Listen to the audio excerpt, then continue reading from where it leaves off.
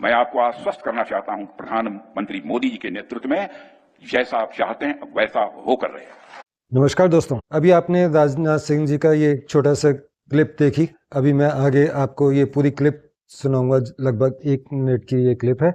लेकिन आज हम बात करेंगे कि जो लोग बाग आजकल बहुत उनके मन में जिज्ञासा है, इसलिए वो प्रश्न पूछ रहे हैं कि भारत हमला कब करेगा, भारत पाकिस्तान के ऊपर हमला कब करेगा। तो मैं आप सभी दर्शकों को ये बताना चाहता हूँ कि भारत पाकिस्तान के ऊपर हमला कर चुका है। अब वो ज़माना नहीं रहा कि हम पहले की तरह जो ट्रेडिशनल लड़ाइयाँ होती थी सैनिकों के द्वारा, वायुसेना, नेवी, आर्मी, इन तीनों को मिला के जो युद्ध किया जाता था गोला बारूद से, अब वो ज़माना थोड़ा कम हो चुका है। उससे पहले कई ऐसी सारी चीज़ें होती हैं जिसमें हम दुश्मन देश को धराशायी कर देते हैं बिना एक भी गोली चलाए, और भारत ने भी ये सारी स्ट्रेटेजी अप्लाई कर दी है पाकिस्तान के ऊपर, और पाकिस्तान को धराशायी करना शुरू कर दिया है। चाहे वो ट्रेड के बारे में बात हो या किसी और ग्लोबल जो जियोपॉलिटिक्स की बातें हों, इमेज की बात हो, उन सब में भारत ने पाकिस्तान को फेल कर दिया है। तो मैं कुछ पॉइंट्स हैं जो आपको याद दिलाना चाहूँगा कि भारत ने 22 अप्रैल से लेके अभी तक क्या क्या किया।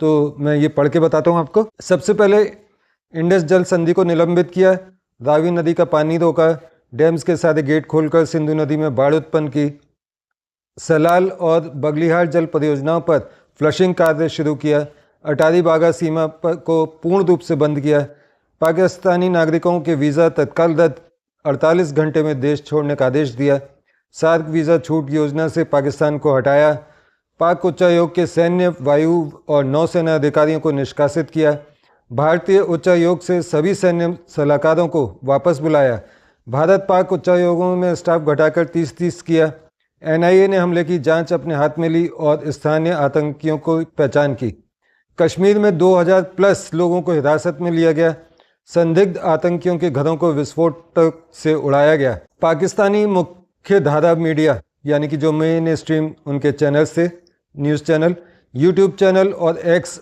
जो ट्विटर था पहले, उनके खातों को ब्लॉक किया गया। दिल्ली में प्रमुख वैश्विक राजदूतों को बुलाकर भारत के पक्ष में माहौल बनाया और बड़े शक्तिशाली देशों के राष्ट्र अध्यक्षों से सीधी बातचीत कर भारत ने कूटनीतिक समर्थन जुटाया। इसके अलावा लेटेस्ट जो है वो है BCCI ने भारत पाकिस्तान और भारत बांग्लादेश आपस में जितने भी मैच होते हैं उन सारे मैचों को यानी कि क्रिकेट खेलने पर प्रतिबंध लगाया। इसके अलावा गवर्नमेंट ने जो पाकिस्तान के सिंगर्स, एक्टर्स, एक्ट्रेसेस भारत में आके बॉलीवुड में काम करते थे, उनके एंट्री पर, उनकी मूवीज़ पे सब पर बैन लगा दिया, सिंगर्स वगैरह पर।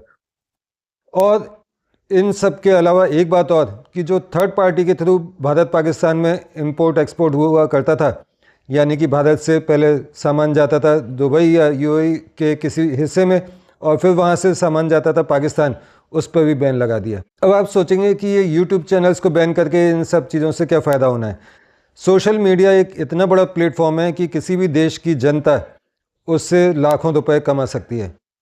तो जो ये पाकिस्तानी यूट्यूबर्स थे, इनके जो व्यूअर्स थे वो सारे भारतीय थे, और भारतीय व्यूअरशिप वो लेकर और भारत के ही खिलाफ प्रोपेगेंडा करते थे। इसलिए गवर्नमेंट ने इनको बैन लगाया, जिससे कि ना भारत के दर्शक उन्हें देखेंगे और ना इन पाकिस्तानी यूट्यूबर्स की कमाई होगी।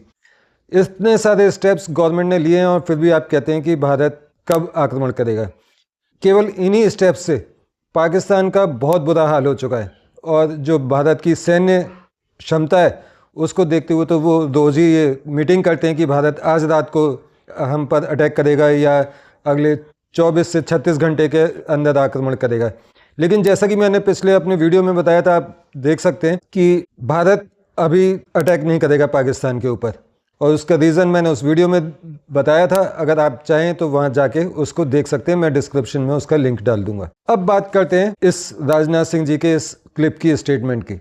तो ये एक क्लिप मैंने आपको स्टार्टिंग में दिखाया था, अब आप उनका पूरा क्लिप देखिए। मैं आपको आश्वस्त करना चाहता हूं, प्रधानमंत्री मोदी जी के नेतृत्व में जैसा आप चाहते हैं वैसा होकर रहे।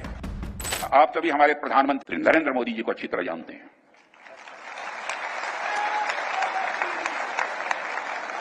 उनकी कार्यशैली से भी अच्छी तरह परिचित हैं, उनकी दृढ़ता से भी अच्छी तरह परिचित। जोखिम उठाने का भाव किस तरीके से उन्होंने सीखा है अपने जिंदगी में, उससे भी आप अच्छी तरह। मैं आपको आश्वस्त करना चाहता हूं, प्रधानमंत्री मोदी जी के नेतृत्व में जैसा आप चाहते हैं वैसा होकर रहे। साथियों, एक रक्षा मंत्री के रूप में मेरा दायित्व है कि मैं अपने सैनिकों के साथ मिलकर देश की सीमाओं की सुरक्षा सुनिश्चित करूं। और मेरा यह दायित्व है कि अपनी सेना के साथ मिलकर देश के ऊपर आंख उठाने वालों को मुंहतोड़ जवाब दूं। आप सभी हमारे प्रधानमंत्री नरेंद्र मोदी जी को अच्छी तरह जानते हैं, उनकी दृढ़ता से भी अच्छी तरह परिचित। इस क्लिप में राजनाथ सिंह जी स्पष्ट बता दें, बिल्कुल क्लियर शब्दों में उनका कहना है कि मैं रक्षा मंत्री हूं और रक्षा मंत्री होने के नाते मेरा फर्ज बनता है कि मैं अपने देश की सीमाओं की पूरी सुरक्षा करूं और इस सुरक्षा के लिए जितना मेरे को स्टेप्स उठाने चाहिए वो मैं उठाऊंगा, उठा रहा हूं। और आप सब मोदी जी की कार्यक्षमता को जानते हैं, उनकी प्रणाली को जानते हैं कि इनडायरेक्टली वो कह रहे हैं कि वो जो भी करते हैं, जो भी जोखिम लेते हैं, वो एकदम अचानक तुरंत डिसीजन लेते हैं और उसकी किसी को भनक नहीं लगती।